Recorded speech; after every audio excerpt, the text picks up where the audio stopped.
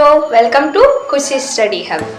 तो जैसा कि पिछले वीडियोस में मैंने क्लास 10th का आपको वीडियो दिया था, चैप्टर 1 का केमिस्ट्री का। लंबे टाइम के बाद मुझे ये वीडियो बनाने का टाइम मिल पाया है क्योंकि मेरे भी एग्ज़ाम्स होने वाले हैं और इसी बीच में मैंने थोड़ा सा आपके लिए टाइम निकाल के ये वीडियो बनाया है। तो ज़्यादा बातें नहीं करूँगी, मैं सीधे अपने वीडियो की तरफ चलूँगी। जैसा कि मैंने पिछले वीडियो में आपको क्लास 10 का केमिकल इक्वेशन एंड इक्वेशन जो चैप्टर का नाम था, उस चैप्टर के बारे में आपको एक्सप्लेन किया था। तो उसमें कुछ टॉपिक्स बचे हुए थे, तो ये उसकी दूसरी वीडियो है जिसके बारे में मैं आपको एक्सप्लेन करने चल रही हूँ। उसमें आगे के क्या टॉपिक्स हैं। आगे का टॉपिक मैंने आपसे कहा था कि बैलेंस केमिकल इक्वेशन रहेगा। बैलेंस केमिकल इक्वेशन क्या होता है मैं ये एक्सप्लेन करूंगी। मैं बता देती हूँ आपको टोटल ऑल चैप्टर में है क्या बैलेंस केमिकल इक्वेशन। उसके बाद एक इक्वेशन को हम बैलेंस करना सीखेंगे एक एग्जाम्पल की मदद से।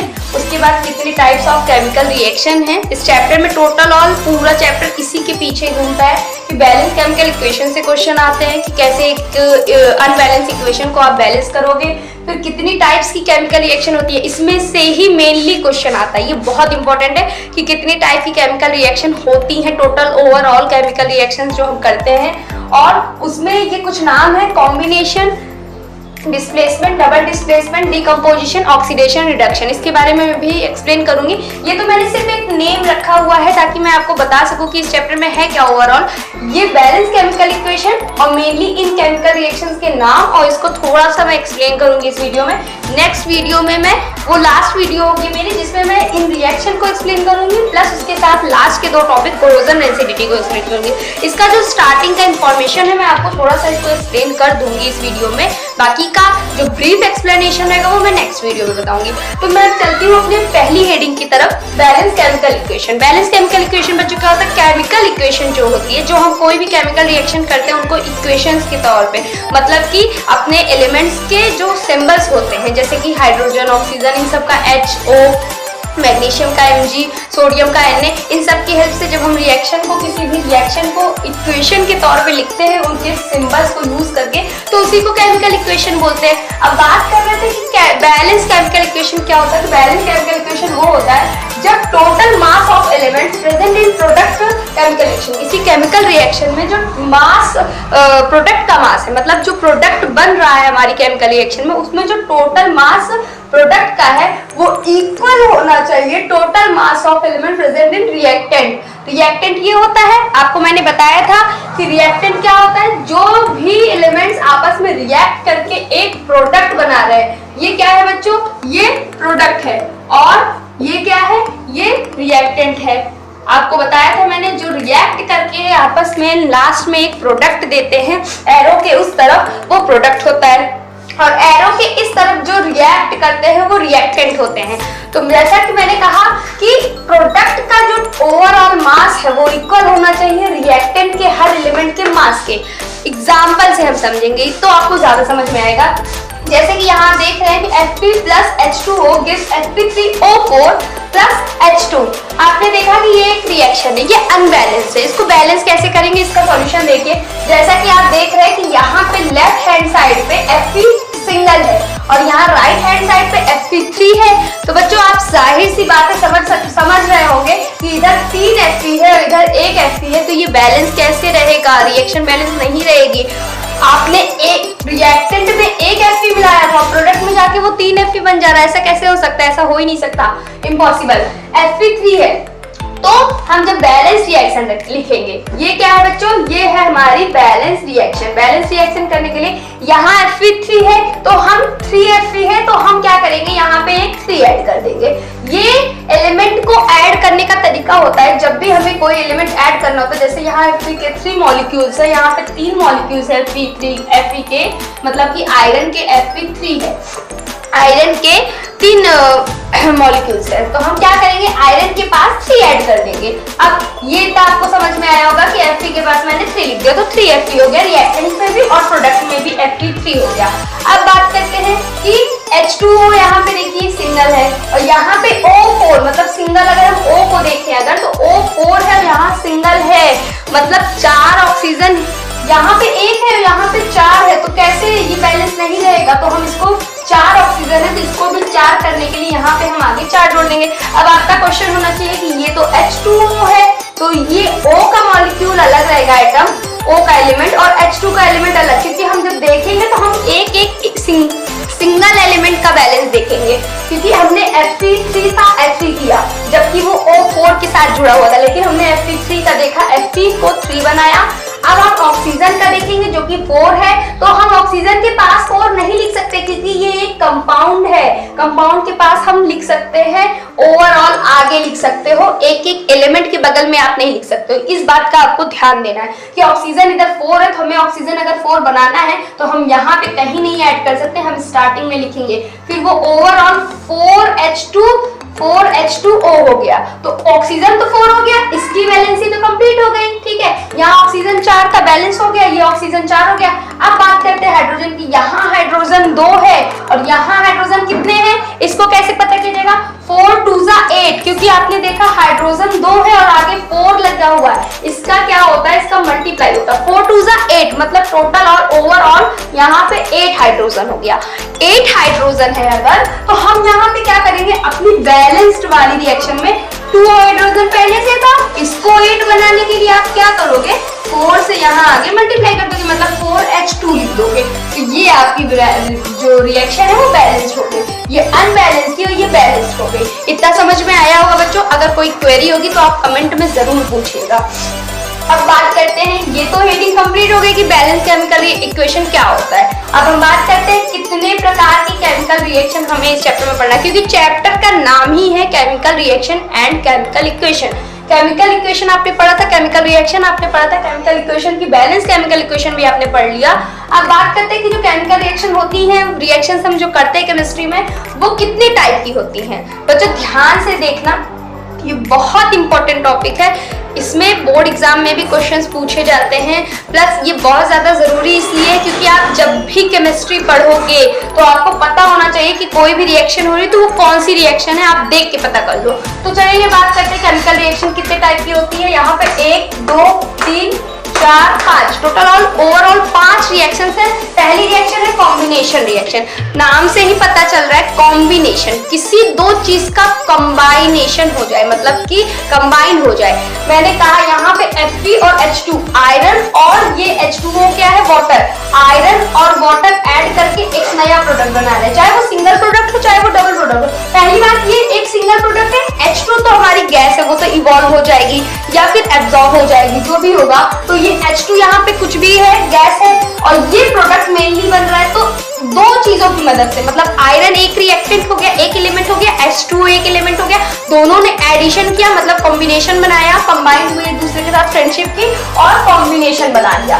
कॉम्बिनेशन रिएक्शन क्या होता है बच्चों, कॉम्बिनेशन का मतलब किसी दो चीजों का एडिशन, मतलब कि दो चीजें मिलके जुड़ के एक नया प्रोडक्ट बना ले, तो वहां वो रिएक्शन कहलाती है कॉम्बिनेशन रिएक्शन। कॉम्बिनेशन का नाम से ही आपको पता चल रहा होगा, इसके कुछ एग्जांपल्स भी है बुक में। जब मैं नेक्स्ट वीडियो में इसको ब्रीफली एक्सप्लेन करूंगी तो मैं एग्जांपल के साथ एक्सप्लेन करूंगी। अब बात करते हैं कॉम्बिनेशन। इतना तो आपको समझ में आया होगा कि कोई दो चीजें हो, दो या दो से अधिक चीजें जुड़ के एक नया प्रोडक्ट बनाने, तो उसी को कॉम्बिनेशन रिएक्शन कहते हैं। अब बात करते हैं डिस्प्लेसमेंट रिएक्शन। इससे पहले मैं आपको डिकम्पोजिशन बता दूं, क्योंकि कॉम्बिनेशन से ही थोड़ा सा रिलेटेड है डिकम्पोजिशन। कॉम्बिनेशन के जस्ट बाद आप पढ़ोगे डिकम्पोजिशन तो आपको समझ में आ जाएगा। कॉम्बिनेशन तो किसी चीज का जुड़ना होता है।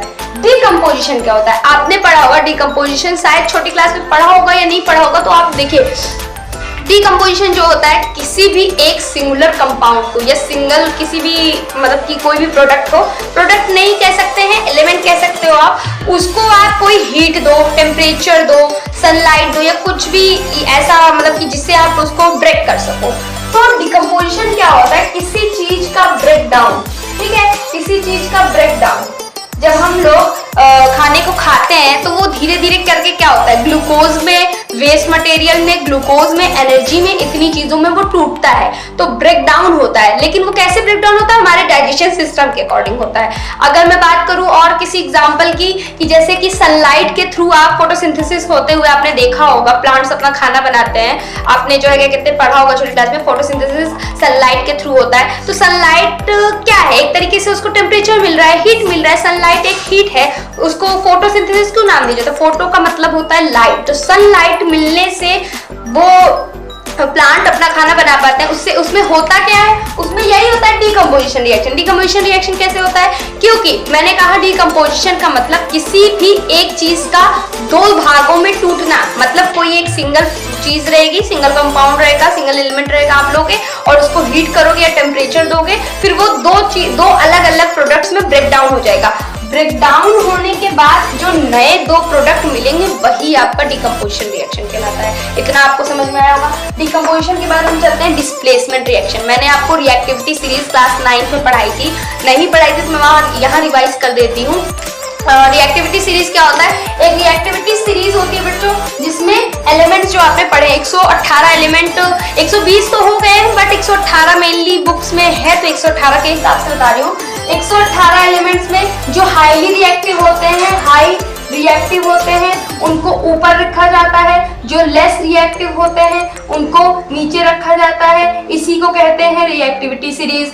तो जो ज्यादा पावरफुल होगा, जो हाई रिएक्टिव होगा, जो किसी के साथ मिलते ही दोस्ती कर ले, उसके साथ अपना रिएक्शन कर ले, वो हाईली रिएक्टिव ऊपर रखे जाएंगे। जो लेस रिएक्टिव है, जो कमजोर है, वो नीचे रखे जाएंगे। ठीक है, तो उसी हिसाब से ये डिस्प्लेसमेंट रिएक्शन होती है। डिस्प्लेसमेंट रिएक्शन का मतलब होता है बच्चों कि जब भी कोई प्रोडक्ट है, मान लीजिए मैं एग्जांपल ऐसे ले रही हूँ SO4, ये किसी चीज के साथ रिएक्ट करेगा तो यहाँ पे आयरन ऊपर होता है सल्फेट से, तो Fe जाके किसी और के साथ दोस्ती कर लेगा। डिस्प्लेसमेंट का मतलब होता है डिस्प्लेस। डिस्प्लेस का मतलब इसने अपनी जगह छोड़ दी, मतलब जगह छोड़ना, या यूं कहूँ जगह छोड़ना नहीं कहूँ, कि जो ज्यादा पावरफुल होगा, जो ज्यादा पावरफुल होगा या जो ज्यादा रिएक्टिव होगा वो लेस वाले को हटा के अपनी उसकी जगह पे खुद वहां पे बैठ जाएगा। इस रिएक्टिविटी सीरीज की वजह से ये डिस्प्लेसमेंट रिएक्शन होती है बच्चों। डिस्प्लेसमेंट का मतलब ये कि जो ज्यादा पावरफुल होगा वो दूसरे बंदे को हटा के, दूसरे एलिमेंट को हटा के खुद उसकी जगह ले लेगा, तो ये डिस्प्लेसमेंट हो गया। अब बात करते हैं डिस्प्लेसमेंट से ही जुड़ा हुआ है double displacement. Double displacement reaction क्या होती है? डबल डिस्प्लेसमेंट का मतलब डिस्प्लेसमेंट में कोई एक एलिमेंट दूसरे एलिमेंट की जगह लेगा। कोई एक कंपाउंड होगा, कोई एक कंपाउंड A प्लस मतलब AB होगा और ये क्या करेगा, AB होगा प्लस C के साथ करेगा, तो ये प्रोडक्ट बनाएगा AC प्लस B, मतलब B को हटा देगा। अगर B से A ज्यादा पावरफुल है तो वो C के साथ खुद जाके जुड़ जाएगा, है ना। अगर अब मैं बात करूं डबल डिस्प्लेसमेंट की, ये तो डिस्प्लेसमेंट का एग्जांपल था। डबल डिस्प्लेसमेंट में AB प्लस CD है तो ये क्या करेंगे, AC प्लस BD बना लेंगे। मतलब A ज्यादा पावरफुल था किससे, B से, तो उसने क्या किया, A ज्यादा पावरफुल था D से, तो A जाके जो है C के साथ दोस्ती कर लेगा और B वाले को निकाल देगा, तो B वाला बेचारा क्या करेगा, वो D के साथ ही दोस्ती कर लेगा, उसे कोई नहीं मिला, वो B से D से जुड़ जाएगा, A और C के जुड़ गए। तो ये होता है डबल डिस्प्लेसमेंट। मतलब यहाँ पे दोनों की प्लेस डिस्प्लेस होती है, मतलब दोनों ही अपनी प्लेस को चेंज करते हैं एक दूसरे के साथ, ये डबल डिस्प्लेसमेंट हो गया। डिकम्पोजिशन आपने पढ़ ही लिया। अब बात करते हैं ऑक्सीडेशन रिडक्शन की। ऑक्सीडेशन रिडक्शन जो होती है, इनको कंबाइनली जब हम पढ़ते हैं, मतलब जो बड़ी क्लास में आप पढ़ोगे कि ऑक्सीडेशन और रिडक्शन जहाँ पे एक साथ होता है तो उसको रिडॉक्स कहते हैं। कौन सी रिएक्शन कहते हैं, रिडॉक्स रिएक्शन कहते हैं बच्चों। ऑक्सीडेशन रिडक्शन एक अलग अलग प्रोसेस है, मतलब कि कहीं कहीं पे सिर्फ ऑक्सीडेशन होता है, कहीं कहीं पे सिर्फ रिडक्शन होता है, मगर जहाँ पे दोनों हो जाए तो उसको रिडॉक्स रिएक्शन पढ़ते हैं। बुक में आपके ऑक्सीडेशन और रिडक्शन की हेडिंग है। ऑक्सीडेशन का मतलब ऑक्सीजन का जुड़ना, रिडक्शन मतलब ऑक्सीजन का निकलना। ऑक्सीडेशन मतलब हाइड्रोजन का निकलना, रिडक्शन मतलब हाइड्रोजन का जुड़ना। इस बात को आप ध्यान रखना। तो ये ऑक्सीडेशन रिडक्शन हो गया। नेक्स्ट वीडियो में मैं ब्रीफली एक्सप्लेन करूंगी। अब बात करते हैं कि कोरोजन रेंसिडिटी। कोरोजन क्या होता है, आपने पढ़ा होगा कि कोरोजन का मतलब होता है कि जब लोहे को बाहर छोड़ दीजिए पानी की और एयर की प्रेजेंस में, तो वो क्या करता है, जंग लग जाती है, उसी को कोरोजन बोलते हैं। ठीक है, उसी को कोरोजन बोलते हैं। तो उसकी एक रिएक्शन होती है। रिएक्शन का मतलब जैसे कि यहाँ पे देखा आपने आयरन वाटर के साथ हुआ, यहाँ पे सिर्फ वाटर के साथ हो रहा है, वहां पे एयर भी प्रेजेंट होती है, ऑक्सीजन भी प्रेजेंट होती है। तो ये क्या कर रहा है, आयरन वाटर के साथ रिएक्ट कर गया और एयर की प्रेजेंस में, ऑक्सीजन की प्रेजेंस में रिएक्ट करेगा, फिर वो क्या कहते हैं, ऑक्साइड बना लेता है, आयरन ऑक्साइड बना लेता है, तो वही जंग लग जाता है, उसी को कोरोजन कहते हैं। तो हम इस पे कोरोजन की सिर्फ हेडिंग पढ़ रहे हैं कि कोरोजन होता क्या है। मैं बात करूंगी कोरोजन का। आपने पढ़ लिया कि आयरन पे जंग लग जाता है जब वो वाटर और एयर की प्रेजेंस में आ जाता है, एक रिएक्शन करता है, खुद का ऑक्साइड बना लेता है आयरन, तो उसी को कहते हैं कोरोजन। बात करते हैं रेंसिडिटी क्या होता है। रेंसिडिटी का मतलब कि आपने देखा होगा कि जो आप चिप्स वगैरह खाते हो उसमें पैकेट में गैस भरी होती है। वो कैसी गैस होती है? वो गैस इसलिए डाली जाती है ताकि जो आप चिप्स खा रहे हो उसमें जो फैट मटेरियल है, मतलब फैट प्रोडक्ट वो है, वो फैट खराब ना हो, जो चिप्स है वो ज्यादा दिन तक खराब ना हो जाए, सड़े ना। तो जब भी किसी भी प्रोडक्ट में एक्स्ट्रा ऑयल या एक्स्ट्रा जो है क्या कहते हैं एंटीऑक्सीडेंट मिलाया जाता है। एंटीऑक्सीडेंट क्या होता है? जैसा कि आपने देखा होगा कि पुराने टाइम के लोग जो होते हैं वो किसी भी चीज में कोई एंटीऑक्सीडेंट मिला, जैसे कि अचार होता है, अचार में कुछ लोग सिरका मिला देते हैं, ठीक है। सिरका ही नहीं एक एग्जांपल है, और भी एग्जांपल्स हैं, जैसे कि उसको इसलिए रखने के लिए ताकि वो ज्यादा लंबे समय तक चले। कुछ चीजों में आपने देखा होगा कि किसी चीज को बचा के रखने के लिए उसमें वो चीज मिला, कोई नई चीज मिला दी जाती है एंटीऑक्सीडेंट के तौर पर, जिससे कि वो खराब ना हो। जैसा कि मैंने कहा कि चिप्स वगैरह के पैकेट में एयर भरी जाती है, हाइड्रोजन एयर भरी जाती है, तो उससे क्या होता है कि वो फैट जो होता है वो सड़ने नहीं पाता है। जब वो सड़ेगा नहीं तो वो लंबे समय तक अच्छा रहेगा, खराब होगा। इसी को रेंसिडिटी कहते हैं। रेंसिडिटी का मतलब कि जिसके अंदर ऑयल या फैट मौजूद होता है, और किसी भी अगर क्या कहते हैं कंपाउंड के अंदर या किसी भी चीज के अंदर ऑयल या फैट मौजूद होता है, या उसके अंदर ऐसी कोई एयर प्रेजेंट कर दी जाए जिससे कि वो सड़ने ना पाए। मतलब कि चिप्स वगैरह बनता है तो उसमें ऑयल मिलाया जाता है, थोड़ा पोटैटो है क्योंकि चिप्स क्या है आलू का बना हुआ है, तो उसमें थोड़ा फैट ही भी मौजूद होगा, तो वो फैट और वो ऑयल जिससे वो बना है वो सड़ने ना पाए, इसके लिए उसमें एयर ऐड की जाती है, एंटीऑक्सीडेंट ऐड किया जाता है, इसी को कहते हैं रेंसिडिटी। आज की इस वीडियो में मैं इतनी ही बात करूंगी, मिलती हूं मैं नेक्स्ट वीडियो में। इसके आगे जो मैंने कहा कि इन चीज़ों को मैं ब्रीफली एक्सप्लेन करूंगी, नेक्स्ट वीडियो में मैं एक्सप्लेन करूंगी। तो आप मेरी वीडियो को देखिए और समझ में जो नहीं आए वो आप क्वेरी ज़रूर किया करिए कमेंट में, और वीडियो को शेयर करिए, लाइक करिए, सब्सक्राइब करिए चैनल को, और मिलते हैं नेक्स्ट वीडियो में। Keep your eyes on me, take care, bye bye.